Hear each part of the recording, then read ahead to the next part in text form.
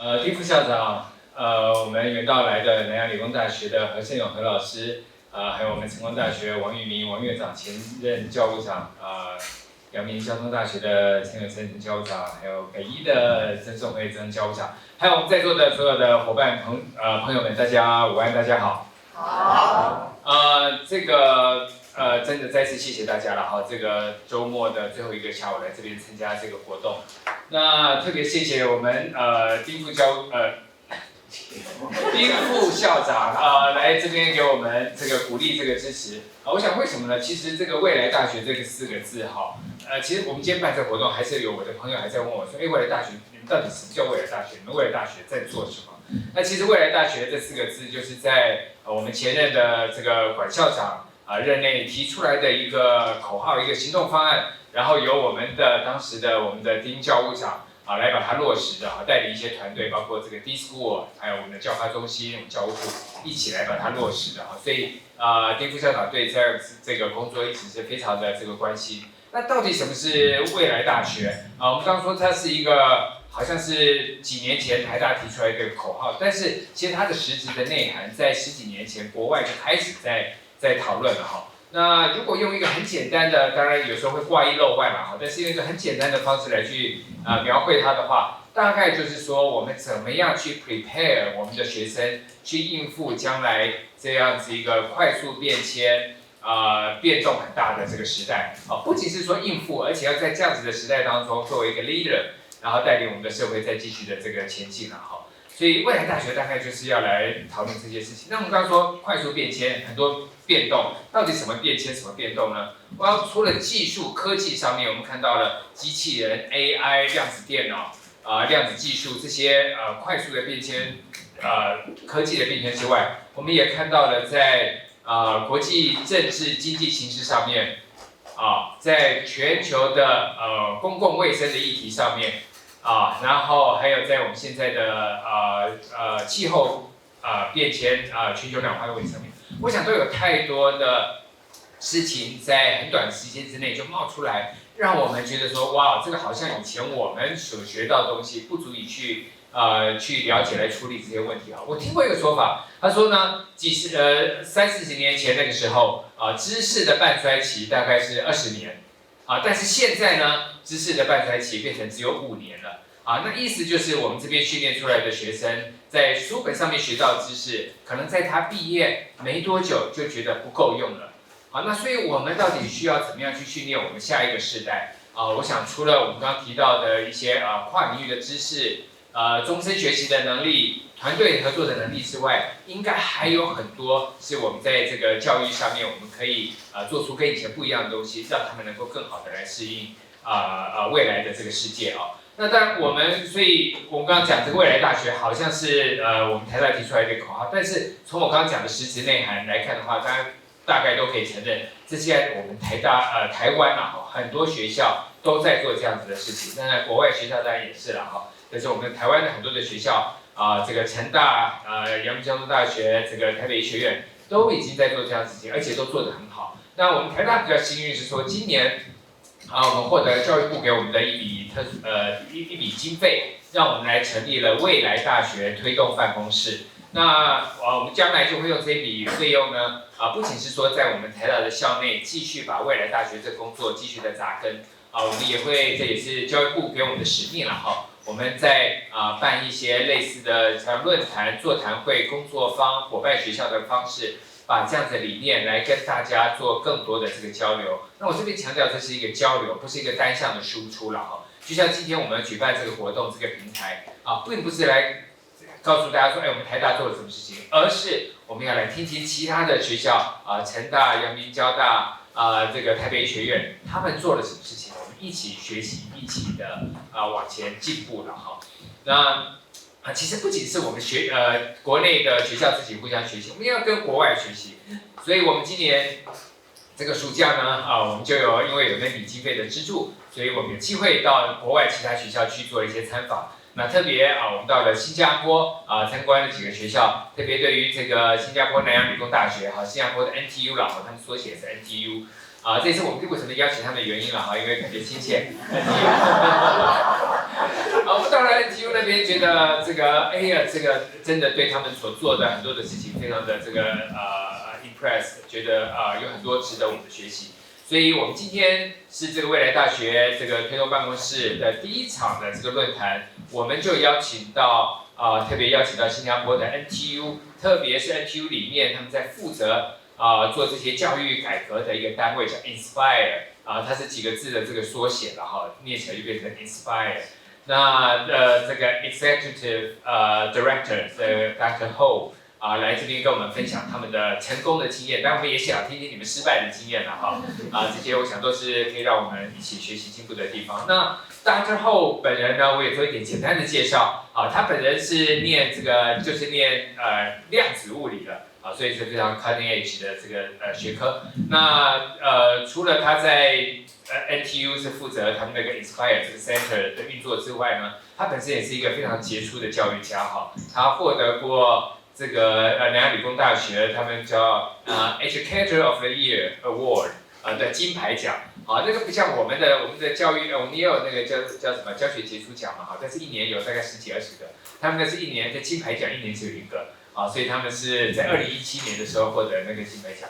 所以我想这不仅就表示说他Dr. Ho 本人这个有很多的这个相关的教育创新的这些行政的这个经验，他本身就是一个非常杰出的教育家所以今天上半场我们会请 Dr. Ho 来跟我们分享这个新加坡的这个经验。下半场呢我们也有今天在座的几位其他学校的教务长也要来跟我们分享他们学校在做教育创新、教育革新的一些做法然后今天我们的外面还有把我们台大的这个未来大学的一些重要的工作，我们用海报的形式吗？我们用海报的形式在外面做一些展览等一下这个中途休息的时间，也欢迎大家出去看一下给我们一些这个建议 feedback。好，那今天就再一次的谢谢大家星期日的下午来参加我们今天的这个论坛预祝大家今天都能有收获健康平安，谢谢。Okay, so yesterday I have a lunch, I have dinner with Guan Ying and some of the officials, and I discovered that there is like about 100 participants, so I was a little shocked actually. So I made some modification to the slides actually. And I thought that, yeah, maybe I should get my friend ChatGPT to translate. Okay, so that while I give the talk in English, at least some of the wordings would have translation in them. Okay, so just to start, I would just like to find out more about your opinions, okay, on certain things. Okay, I want to use some device, but I thought I would just do the traditional way of show of hands to find your opinion of this question. Okay. So the world has changed so much since we are students, or we were students, okay? So which age group do you think the above statement can apply to?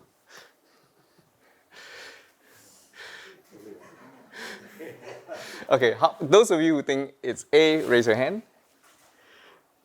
Okay. Those who think it's B, raise your hand. C and D. Okay, so those who chose D has the same opinion as my daughter, okay, because my daughter was telling me, well, she was lamenting to me that actually when she spoke to someone 5 years younger, she felt there is a generation gap. Okay, and I think things are really changing very quickly, and the world is changing, and the way we are affected by the changes is actually very great, and sometimes more than what we know. Okay, so this is like a 想当年, okay, when I was a student. Okay, no, I didn't even have a laptop. I didn't need a laptop. Okay, everything was handwritten. Even my lab report was handwritten. Okay, so that was in the 90s. And things have actually changed a lot since then, of course. But do I still teach the way I do when I was a student? Do I teach the way I was taught? Okay, so the answer is yes and no. Okay, there are certain things that should still be taught in the same way, but there are new technologies coming out, so we should adapt to the technologies. You shouldn't abandon everything that is good. Okay, because some of these things are actually good pedagogy. Okay, so if you look at some of the MIT videos, no, they still do chalk and talk for a reason. Okay, so if we, okay, and anyway, this is not a photograph. This is generated by ChatGPT, DALL-E 2. Okay, so if you do the right prompt, it will give you something quite realistic. Okay, so we started off, during my time, mainly it's books. Okay, I didn't even have the internet. Okay, then there was the internet. Okay, about the internet, you need to go to a computer. Okay, then there was laptops and mobile devices. Now you have mobile information you can get anywhere. Okay, then there is social media. Okay, so you have a lot of more inputs from the individuals contributing to the content on the internet. Okay, and some are real and some are not real, and a lot of these are opinions, and it's a very rich source of information. And of course, this year, we were hit by Gen AI. And of course, we also have been using VR in some aspects of teaching and learning. So you see some space above. Okay, so what am I going to put there? Okay, so I'm just guessing in the future. Okay, so how are these things going to change our lives? And they are probably going to change our lives in a much faster way. So one of the things that I saw, this is a few years back, I was quite shocked. I went for a conference on additive manufacturing. Okay, and this is what I saw. And this is a program called Fusion 360. Okay, how many of you here have heard of Fusion 360? Okay, maybe I should ask a question. How many of you here are from science, technology, engineering, and mathematics and life sciences? Raise your hand. Okay. So how many of you here are from humanities, arts, social science, business, education? Okay, so it's about half-half. Okay, because I'm going to give some examples, I just want to make sure that I cover both areas. Okay. So here you can probably recognize the pattern in this design. You have two holes on top and then you have one at the bottom for mounting. And if you just tell it the amount of material you want and the strength that you need, it'll give you a series of design. So if the computer can do this, okay, so what should our student learn?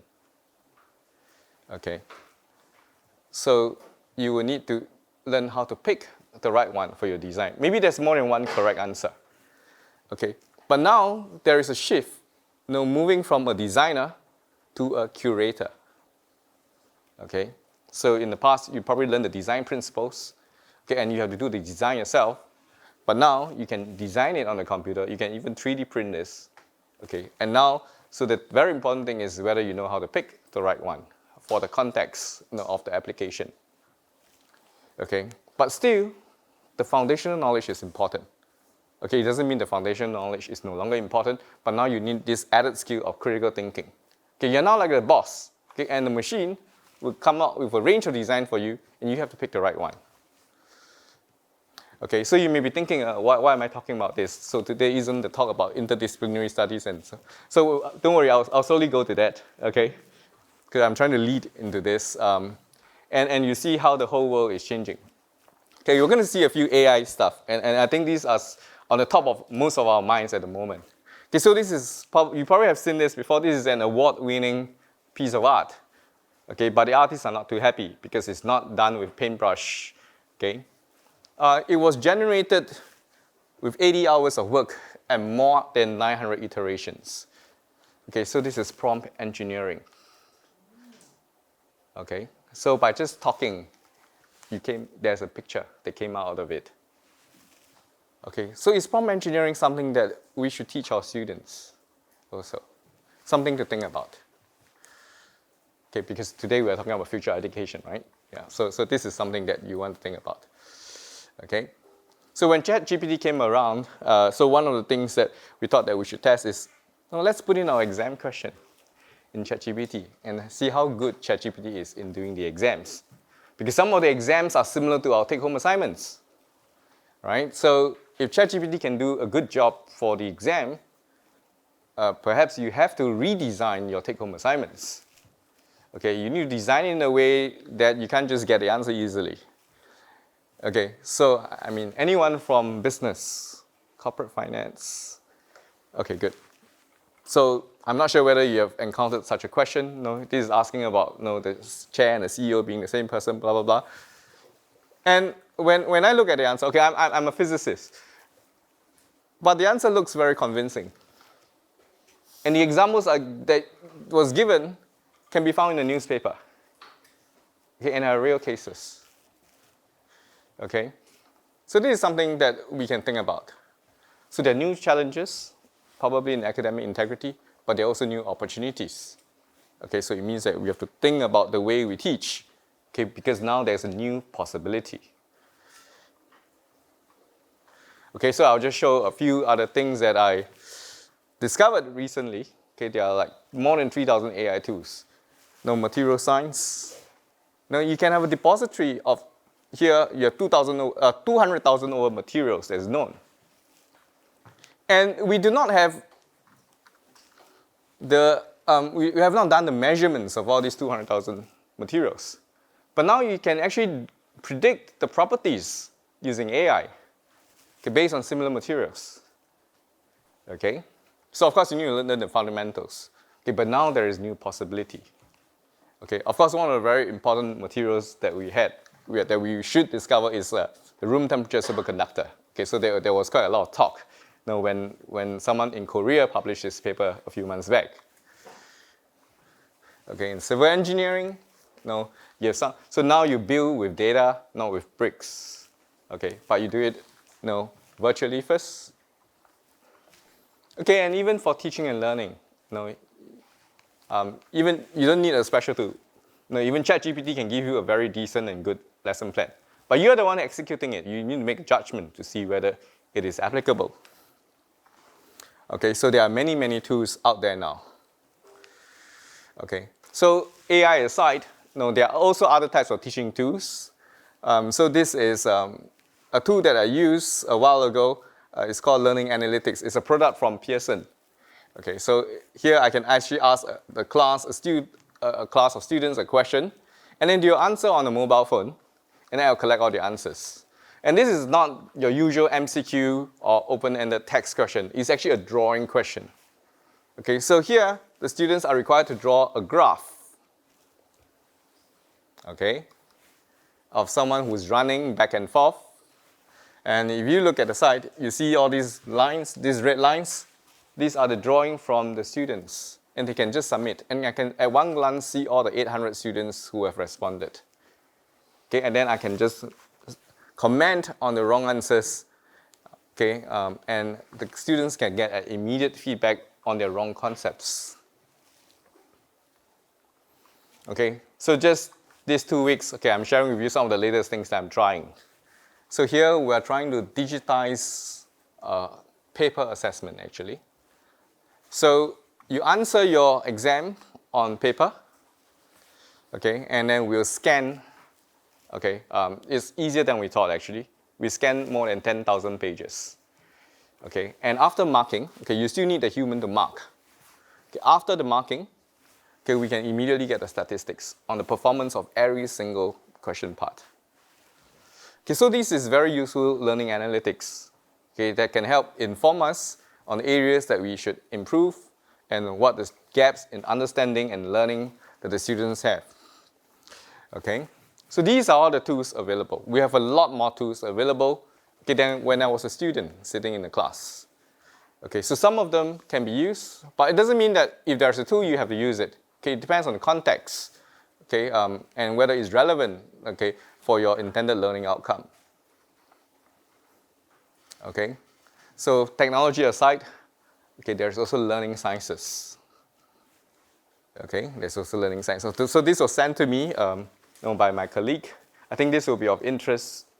Okay, it's something very simple. It's just 10 principles applying psychology to education and neuroscience in teaching and learning.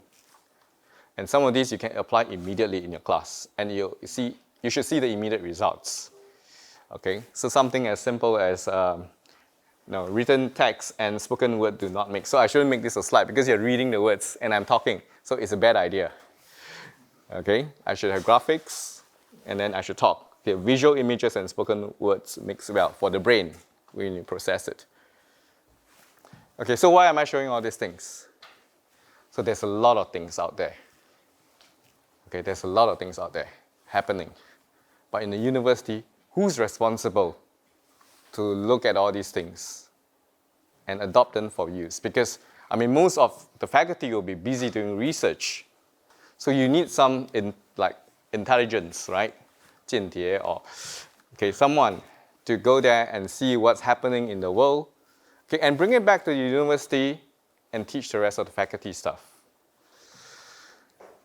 Okay, so because beyond just seeing, you need to modify it to your context in your university. Okay, you can't just adapt anything. You have to contextualize it. Okay, and you need to know the local practices and culture. Okay, and before you apply it and adapt it for your university. Okay, so in our university, you've seen the introduction. Okay, so we have a dedicated team to do this job. Okay, so all the things that you've seen, okay, we are scanning, okay, we're exploring, and then we'll inform the faculty. For example, you saw the civil engineering AI tool. We're going to tell the civil engineering AI professor and ask them, have you checked out this tool? Because very likely they have not. Because it's not related to some of these are not related to their domain of research. Okay, so we'll inform them and we'll tell them, no, this is going to be the future. So are you going to teach your students, especially those who are graduating just this year or next year? Okay, so we need to get them in time. Okay, so this is the institute, okay, that is looking after all these matters. Okay, so this is the institute that I'm heading. Okay, the Institute for Pedagogical Innovation, Research and Excellence, in short, INSPIRE. Okay, so the topic of today's talk, okay, is what we want to do, building a culture of excellence in teaching and learning in NTU. So we can share this. Okay, and of course, the rest of the Taiwan University as well. Okay, so we have a few different centers because before we were set up, they were operating separately. Okay, but we sort of consolidated all the efforts and we positioned ourselves strategically. Okay, in the past, we worked together spontaneously, but now we want to work together strategically. Okay, so this is the translation. Okay, so this one, it's Nanyang Li Gong already.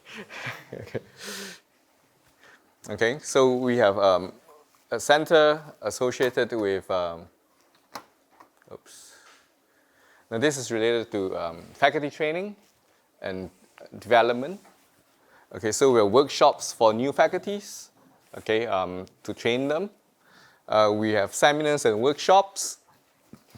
Okay, we have the ICC course, the interdisciplinary collaborative core courses. Okay, there's something that you're interested to look at. Okay, so we've shared some of the challenges earlier, but we can have a chat tonight. Okay, so there's another forum later, and then maybe we can talk over dinner because it's recorded, so I will not tell you all the real problems. Yeah, I'll say the nice things, yeah. Okay, then there is experiential and collaborative learning, ECL. Okay, we believe that learning just from the text theoretically is actually in many times not good enough. In some cases it's good enough, but in a lot of disciplines, it is actually inadequate. Okay, and the teaching award winners actually form this Teaching Excellence Academy, TEA.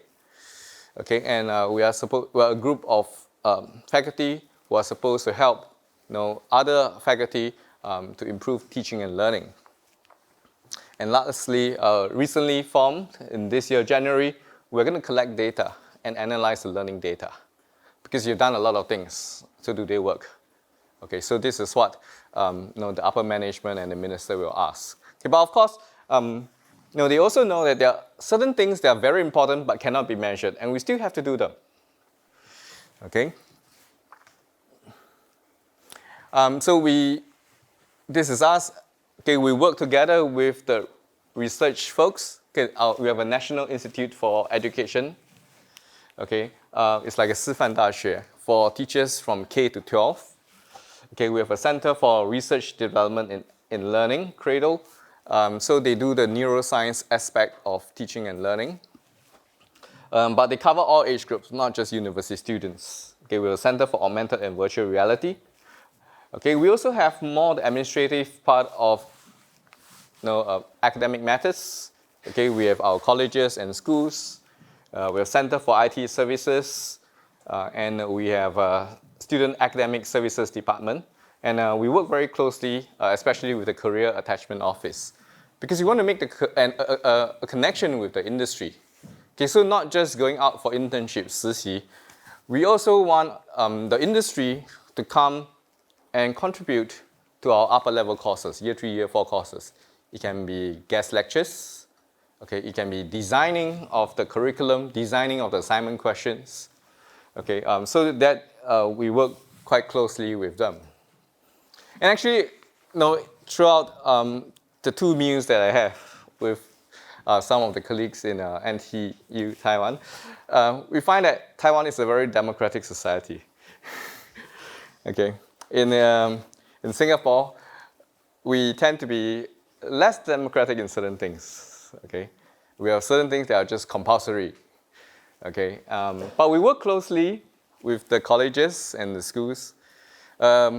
So we try not to be too top-down all the time. We try to be bottom-up also, so that the two can meet in the center. Okay, so there can be some general thinking of the upper management, but we'll start talking to the people before we roll out the final policy. So I think that is probably a good approach that you can consider. Okay, so there were a group of us, actually about 80 people. We met up with all the schools and colleges to discuss what to do in the next 2 years, okay, because of Gen AI.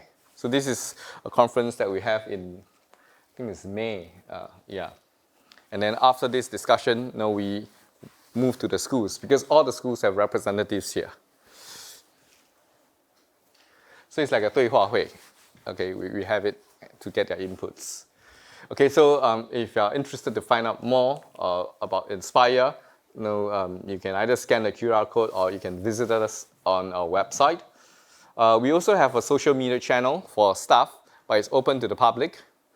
So you can actually scan it, and we have new content like every week.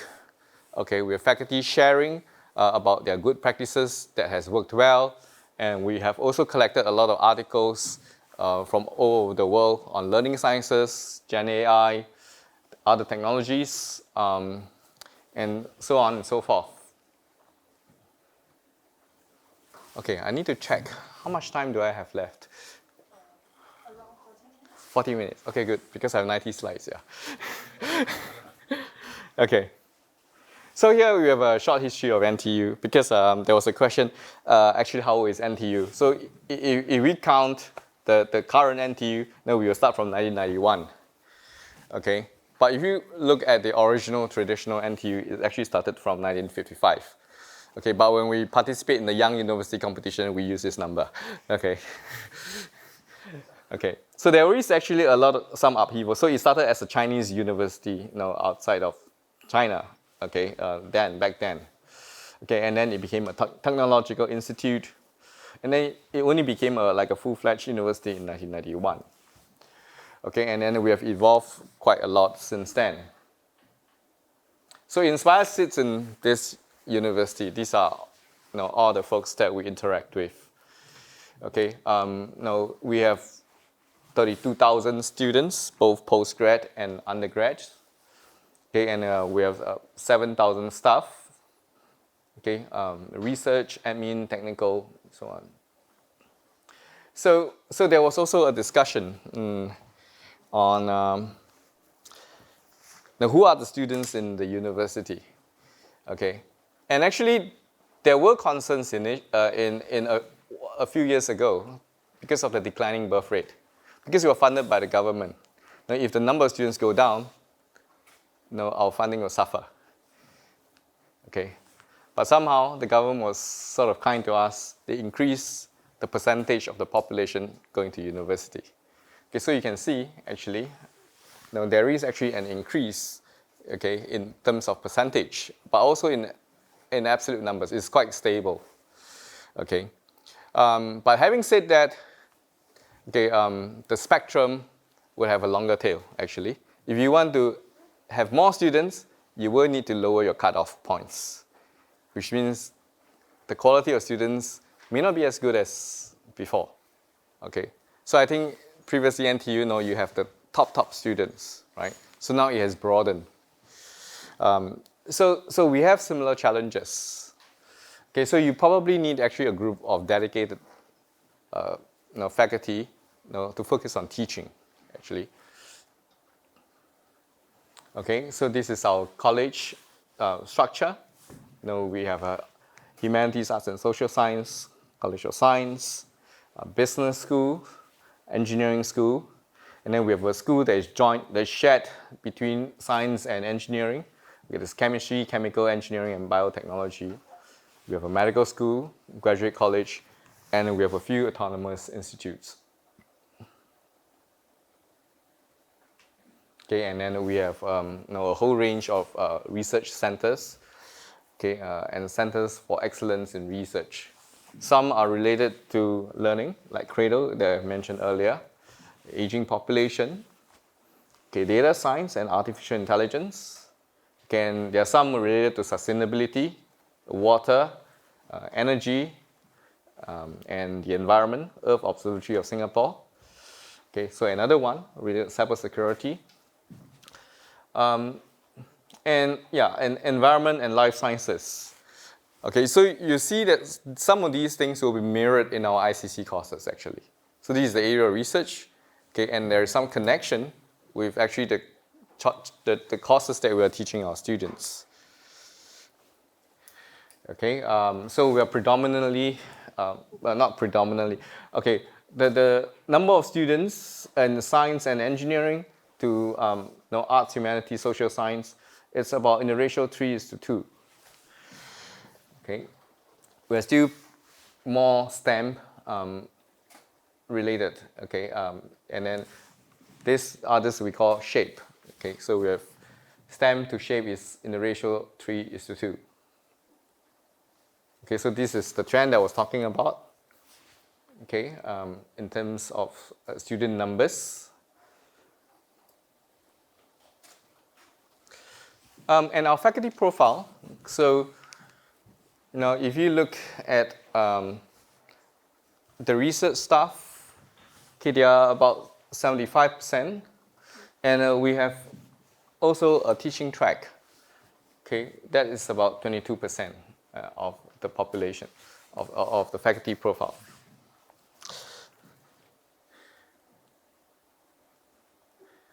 Okay. So every 5 years, we will have a conversation on what we should do and aim in the next 5 years. Okay, so this conversation on NTU 2025 started in the year 2019. Okay, and a few areas have been identified. So I'll just leave you to look at it.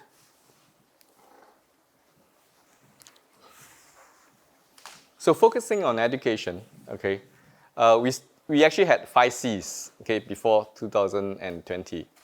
Then our 5 Cs became 3 Cs, reduced in number of Cs, okay. And the latest 3 Cs that we have is on character, competence, and cognitive agility, okay. And of course, there are other aspects. I will leave you to read research, innovation, and community.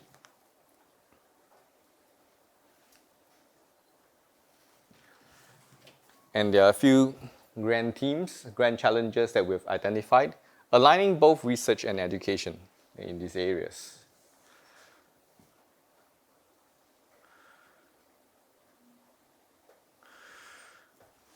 Okay, so if you just roughly remember, there will be something that's related to the environment, something related to healthy living, okay? Because these are some of the courses that we teach our students, okay? And then science and tech for humanity. Okay, inspiring students. So one of the things that we hope to achieve is to inspire students. Okay, so before I joined NTU as a faculty staff, in 1999 to 2003, no, I was actually teaching in a junior college. Okay, it's quite equivalent to a Gaozhong here. Okay, so I teach physics. And in the year 2000, okay, we had a chance to visit some high schools in the US. And one of the high schools that we went to is the Bronx High School of Science. So this is the year before 9/11 happening, actually. So how many of you have heard of Bronx High School of Science? Okay, good. Okay, we are one. Okay, good. So if you look at this classroom, it looks quite run down. They're not that well funded. But why did we choose to visit this school? Anyone knows anything? Maybe you can say, do you know anything special about the school? Science, okay. So the year I visited, this high school has 5 Nobel Prize winners. Now they have 8. So we want to learn from them. Now, what is the secret? Okay. So this is a biology class that I was sitting in and attending. Okay, they are teaching 14-year-olds. No, they were actually, it's actually quite a lively class. The teacher demonstrated. And like a typical US high school, part of the classroom is for chalk and talk, and the other half is for laboratory. No, so they will always demonstrate and show the concept. So this was a lesson on, I think, digestive systems. So they actually created a model of, they're using some tubes to show, actually. So after the lesson, I asked the teacher, now what is the secret, that you didn't have any expensive equipment, even your tables look so old. Okay, I didn't say that, but. So, okay, maybe I'll show you the accolades first of this high school. Okay, not just Nobel Prize, Pulitzer Prize. Okay, and all the other types of prize, Turing Award, even Emmy Awards. Okay, so sometimes we shouldn't look down on high schools and whatever and think that, we're a university, we shouldn't learn from them. But we should, actually. There's something magical, okay, in this particular one at least. So I asked, so how do you teach? Or how do you lecture? What is the... So they said, no, I think that's the wrong idea. Okay, so the approach they use is Socratic questioning. Very, very unfashionable. Very, very old.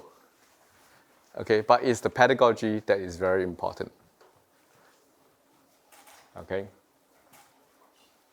So they question the students.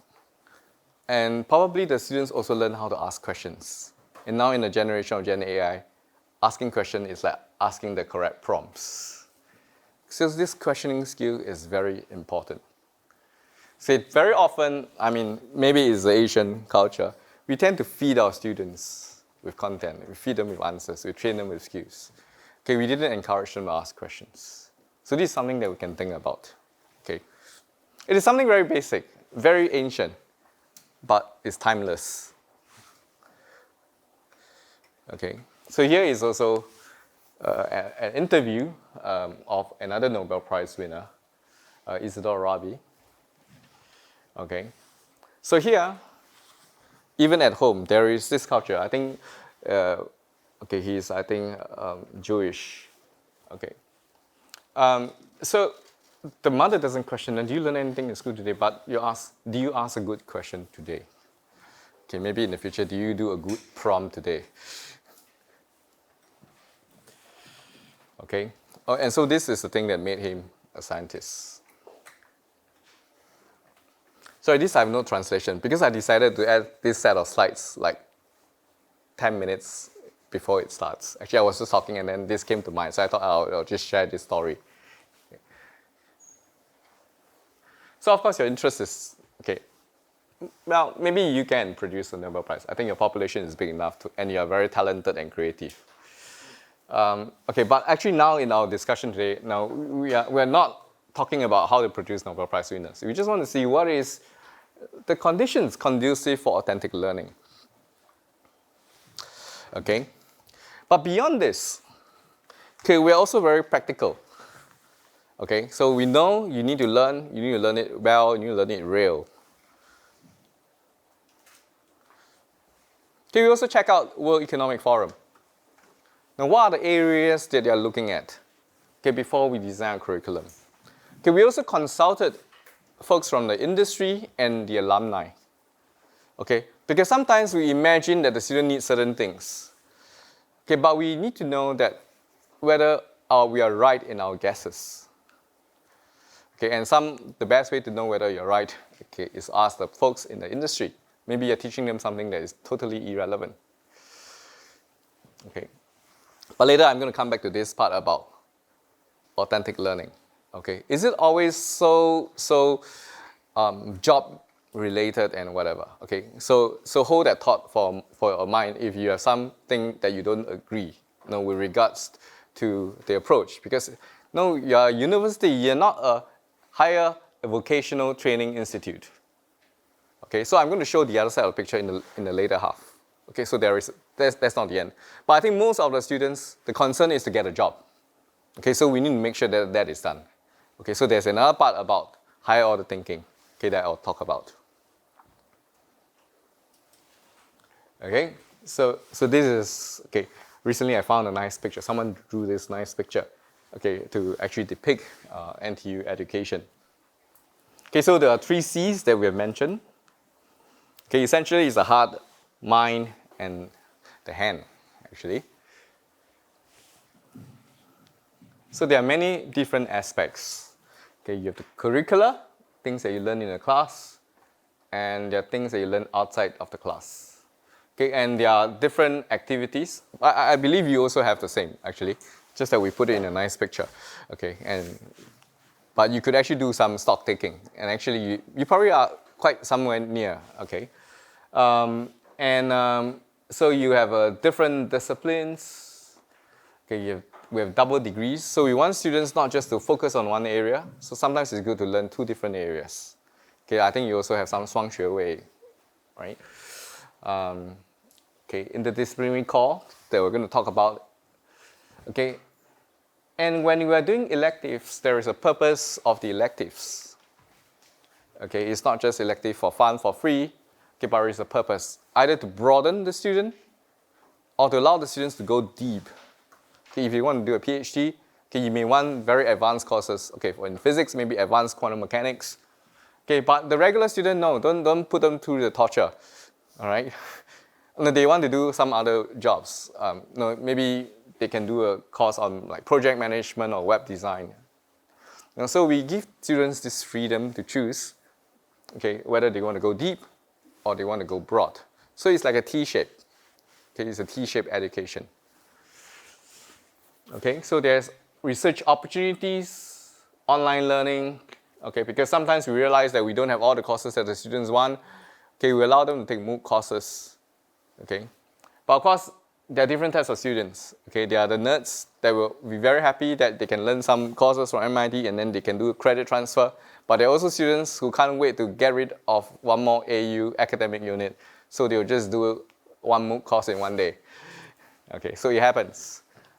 Okay, but for any policy, the students will always play around it. Right? There's a saying, right? 政策都会有对策. Okay, but it's fine. I mean, at the end of the day, there's some freedom that we give the students, but there are also some areas that we make it compulsory. So, yeah, it's like flying a kite. Sometimes you have to let go so it can go higher, but sometimes you have to hold the string so that it can fly in the right direction. Okay, and then we have also work-study degree programs. These are actually catering to students who have actually their mindset on what they want to do after they graduate, or even the adult learners. Okay, so they'll work and they'll study, and the thing is blended together.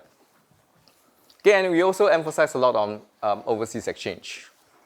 Okay, so one of my jobs this time actually is to discuss opportunities to design courses jointly between the 2 NTUs so that our students can actually interact online. Okay, we'll talk about that during dinner. Okay, so this is the curriculum structure. Okay, so what defines you as a physicist, as a chemist, as an engineer is this part. the core courses, and selected specialized electives to that certain profession. Okay, so just now I was talking about a T-shaped education. So you're broadening and deepening electives. So the funny thing about this was when we were first thinking of the name, we just had it as broadening electives. And some of the faculty were very unhappy. Okay, so it means that, oh, now our PhD students, so if folks want to do PhD, no, they are just going to be so shallow that they can't. So then we added the word deepening. Okay, so there's a lot of back and forth actually to refine. And the term that you use is actually very important. Okay, and then we have co-curricular learning. And this is the interdisciplinary collaborative core courses. So there is a university-wide core. There's also a college-wide core. There are two levels. Okay, but I think the focus, I mean, in our discussion is probably the university core. Okay, so this is a structure. So I took some photos of my students, just to let you have a glimpse. Okay, so in many ways, we're still quite traditional. You know, we have lecture theater. Okay, we have a lecture theater. Okay, and then we have classrooms. Just that the classrooms are different from the time when I was a student. Okay, so in this classroom, the tables are hexagonal shapes, and they sit around that table to do discussion. So I didn't have a chance to go around NTU. So do you have this type? Okay, good. So we had problems at the beginning because the professors came in and looked at the tables. Oh, why are we learning from the kindergarten? Right? So we have to teach people to do a different pedagogy. So if you have this, you can't teach in a traditional way. Okay? The shape of the classroom, the shape of the tables will change the way you teach. And you have to design the room in a way you want your pedagogy to be. Okay, so actually this hexagon table is our first generation of the one break away from the traditional row-by-row tables. Okay, so here the students are actually doing a class activity. It's an engineering challenge that I gave to my students. Okay, later I'll say more about it. So here this is actually they're doing a midterm quiz actually. Okay, they're still answering on paper. So contrast this with the next one, and this is after COVID. Okay, can you tell the difference between these two pictures? Yeah, so here they're using a laptop. Okay, but this is only for certain groups of students. Okay, today we're still using predominantly paper. Okay, but we discovered this possibility. Okay, but here if you look, I can actually, now if I sit here, I can see the guy's laptop and the next guy, right? So I need to randomize the question. Okay, so every student will have a different question. Okay, but the numbers are different. Okay, so physics question, the numbers are different. Okay, so they can't copy the answers. So, but we learn about lockdown browser. Okay, we learn about all these other techniques of randomizing question and so on. You know, with COVID. Okay, thanks COVID. Yeah. Okay, and immediately after the test, the students will know their score and which question they get wrong. Okay, so it's very good. Okay, in a way, good learning for the students. Okay, so backtrack to the class activity. So this is the hexagonal table. Okay, so the students were learning projectile motion. Okay, so they're supposed to roll down a coin, a marble, a ball down the ramp, and they're doing guess where it lands. They're supposed to calculate. They only have 2 tries. They cannot do trial and error. Okay, so they are given a measuring tape. Okay, they are supposed to calculate where it will land at. Okay, they're supposed to put a coin there. So this is a cheap and simple experiment. Okay, not much high tech. Okay, except the videoing. Okay, so the students are all very happy when it hits the coin. Okay, okay, and you know, okay, so if it hits the coin, it means this group has learned the physics. Okay, so there are also other out-of-the-class activities. So Asian School of Environment, ASE. Okay, so there is a field trip to Bali. Okay, then we have Wikimi School of Communications. Okay, so they visit. So we have a lot of overseas trip for students to learn. Okay, Singapore is a small country. We need to go out to see a forest. Okay, Taiwan, I think you just need to go out of Taipei, right? You can see a lot of other things. Okay, so we have also cross-school designing courses. So this MSc is Material Science Engineering plus Art Design Media School.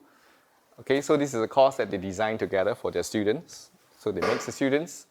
There's residential education, and there's making and tinkering.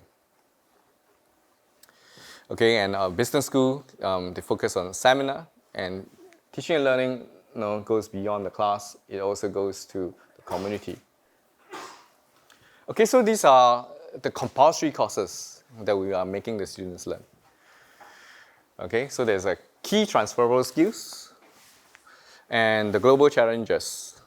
Okay, so you've seen it earlier, actually, the different pillars. So they are tied, the area of research are also related to the area that we are teaching, educating the students. Okay, so it took us a while to decide that these are the 7 areas that we want to focus on. So every year, every one course would have 6,000 students taking that course.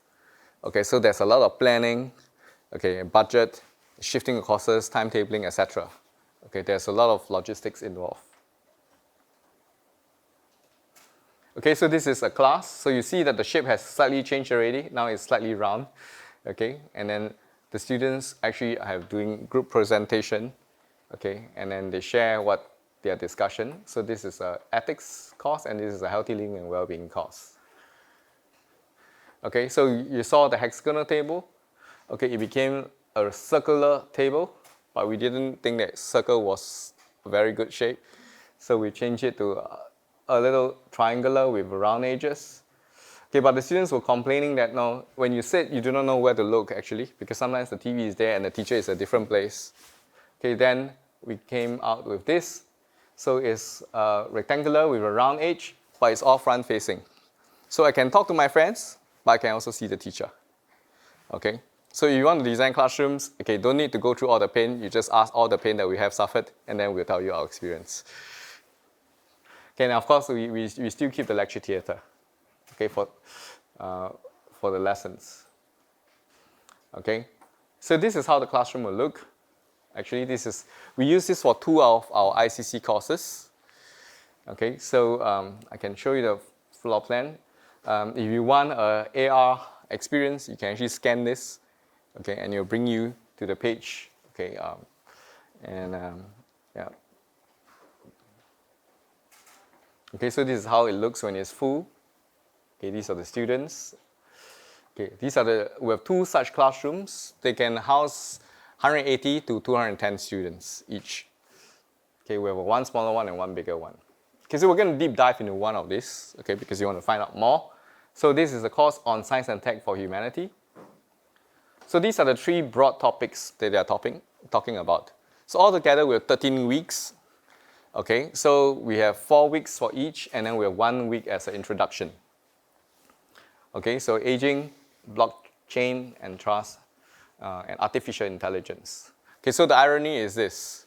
Actually, the topic on artificial intelligence is the effect of artificial intelligence on the future of work. Okay, we started the course just like last year. So even before the students graduate, they're going to hit by AI already.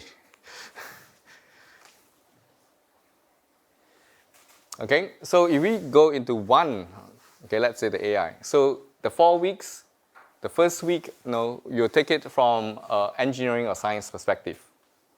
Second, business, government perspective. Third week, social science. Okay, so this looks like more multidisciplinary than interdisciplinary, okay? But actually the activity is actually interdisciplinary. And the 4th week, they would have a guest speaker, okay? And this is a typical lesson, which is like 1 hour and 50 minutes. Okay, so the students are supposed to watch a video, okay, recorded by one of the faculty specializing in a subject area. So when they come to class, there will be a quiz to see whether they've done it. So we use a problem-based learning model. So there is an individual test, and then there is a group test. Okay, and these scores are actually counted. Okay, so it's quite challenging for this group because they're Monday to Friday. So after the Monday first lesson, the students know all the questions. So you need a bank of questions to rotate. Okay, but how many years can we last is another question. Okay, so we're thinking of this model also. Okay, Okay, then you have a recap of the video that you watched before the lesson, your group activities, and then you have presentation at the cluster level. Okay, and then I'll explain to you what is cluster and class level, and then you have a wrap up and conclusion. Okay, so here we have assigned faculty, for different topics and from different approaches. Okay, so this is the lab, and then you divide it into like 4 zones. So one zone will have 1 instructor. So we have group teaching. So in each, we have 2 from STEM and 2 from SHAPE, Social Science, Arts, Humanities. So they can move around, okay, and then they can ask questions from the more specialized individual instructor. Okay, so they will discuss at their table, okay, and then they will discuss at their cluster, and then they'll discuss as a whole class. So it's like a soccer match, you have quarterfinals, semifinals, and then finals. Okay, so you share ideas. So they learn how to talk in front of like more than 100 students. Okay, and then here is the grading. Okay, this is what the students are very interested about. Okay, so the quizzes that we have talked about, class participation. Okay, and then you have they're supposed to have 2 project proposals, poster, presentation, and they're supposed to write a reflection paper at the end. Okay, and this is graded. And in each table of 5 or 6, each of them will take different roles. Okay, so they will try to play their role. But of course, as with all group projects, there will be slackers. There will be free riders. There will be 懒惰虫. So we have peer evaluation. So they are supposed to evaluate each other. Okay, so there are pros and cons, and there are better ways of doing it. We have actually shared with colleagues from NTU earlier. Okay, so in AI, so these are some of the subtopics that they were talking about. Okay, so deepfakes is actually one of the, there is a technology and then there is a social science implication. Okay, so some of these topics are very natural in being interdisciplinary. Okay. And this is a sample assignment, so they try to make it fun, like a mission for the students. So they're supposed to here find out how is AI going to impact the life of an Amazon warehouse worker. Okay. Okay. I think I'm running short of time, but actually, I want to show a video of this. Yeah, but okay, I think I may not have enough time. Yeah. 10 minutes. I'm only at slide 67. I still have 30 more slides to go. Yeah. So actually, I was quite pleasantly surprised actually. Okay, you can scan the QR code. There's a link to this 3 minutes of video. Okay, this is from Zheng Zidan. Okay, he was actually talking about, he's teaching in a gangster school and he's talking about smoking. Okay, and he was analyzing the cigarette. Okay, and he analyzed it from a science, business, and social perspective. And when I saw that, I said, hey, that's ICC. And this is 2018, so he was ahead of all of us. Okay. Okay. So we're talking about experiential and collaborative learning also. Okay, so we have other courses that students can learn outside of classroom. Okay. Okay, so I'll try to speed through the last part. So here you see that we try to make the real world connection. Okay, you saw the AI discussion, how it impacts Amazon worker. Okay. So it's actually very important that the students see the relevance of what they study, especially when you make it compulsory. Okay, if it's not compulsory, they won't ask you. But if you make it compulsory, they'll ask you, why do you make me learn this? Okay, so you need to communicate the relevance. It is something that we have done, but we have not done enough. Okay, and we also need the buy-in from the faculty. Okay, so actually we have been promoting authentic learning before AI came about, but I think now it's even more important. Okay, so the problem with the word authentic is sometimes people interpret the word authentic differently, so maybe we will just use real learning. And usually you'll see real-life examples and applications. Okay, and I think it's very important for it to be meaningful to the individuals. Okay, if you need a definition, okay, I mean, you can find this definition very easily. So it relates mainly that the students can construct the concepts and relate the context that involve real-world problems. Okay, and this part relevant to the learner is actually extremely important. I mean, I have some physics questions that I don't think I have time to go through, but this is a physics question whereby a lot of students got it wrong. So I decided to go and look for World War II footages, just to illustrate to the students that, no, if you chose B because you are looking at it from this perspective, but the question is asking this particular perspective. Okay, so you're interested, we can have a chat later, okay? And yesterday, Flo also was asking me, Newton's first law, why do you want to learn Newton's first law? Okay, so actually, I extracted this from my lecture notes, actually. So, yeah, I actually YouTube a lot. Okay, okay, so this is the Zheng Zidan's video, which I'm not showing, but here, this is the cyclist.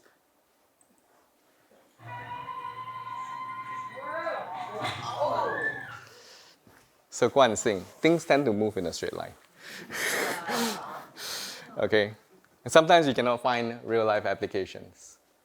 Okay, so this is the bombing videos. There was also an accident near my house, actually. So there was a bus that went straight also. Okay, of course, there's something that is less violent. It's just your washing machine. Okay, where you separate the water from the clothes. So it's a very boring law, so I try to make it meaningful and relevant to the student. And when I was a student, there was this graph that I learned about oscillations. Okay.